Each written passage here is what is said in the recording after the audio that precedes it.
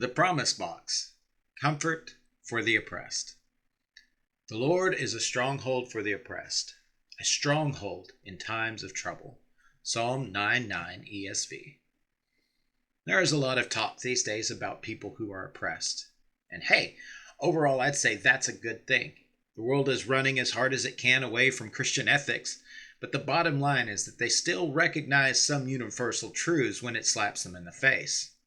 Of course, most of what counts as oppression in the world has nothing to do with getting slapped in the face. So what is oppression? In the Bible, oppression is unjust or cruel exercise of power over others, resulting in suffering or exploitation. This can occur in the economic, spiritual, social, or political realms. It doesn't have to involve being slapped in the face, but we are talking about real suffering or exploitation taking place. Your microaggressions probably don't rise to that level. There are usually one or two different ditches people will fall into. First, you read everyday difficulty in life as being a deliberate oppression by others. If that's you, then you may well have experienced real oppression, but the reality is that you've experienced far less than you imagine. Second, you don't acknowledge any oppression in your life that doesn't rise to the level of feeding you to the lions. If that's you, then odds are you may have experienced oppression but dismissed it, because, after all, others have gone through a lot worse. The only realistic view of oppression is God's point of view. God sees through the imagined oppressions of the overly sensitive and the dismissed oppressions of the rugged denier.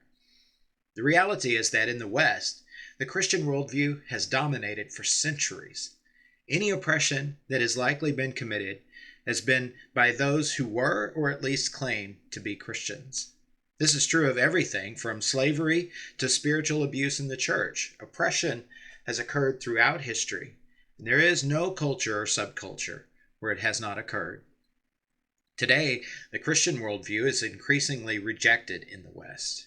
This means that for the first time in history, Christians are more likely to be on the receiving end of oppression. Maybe you have a harder time getting promoted as a Christian because you just don't fit in a crowd that cusses, drinks to excess, objectifies women, sees nothing wrong with pornography, and champions love is love. Maybe you feel isolated among the other parents at your kid's school because you won't participate in kids' sports on Sundays, or you prioritize church over personal achievement. The verse goes on to clarify oppression even further. A stronghold in times of trouble. Trouble is trouble, regardless of whether it rises to the level of feeding you to the lions or not. It's important that we not rise to the bait of championing our own rights at every slight, but at the same time not being blind to the ways that trouble is being visited on our brothers and sisters increasingly in every aspect of life. But having established that trouble exists, it is important we recognize the promise. The Lord, the covenant God, is our stronghold, our fortress, our place to run in time of trouble, a place of shelter and protection.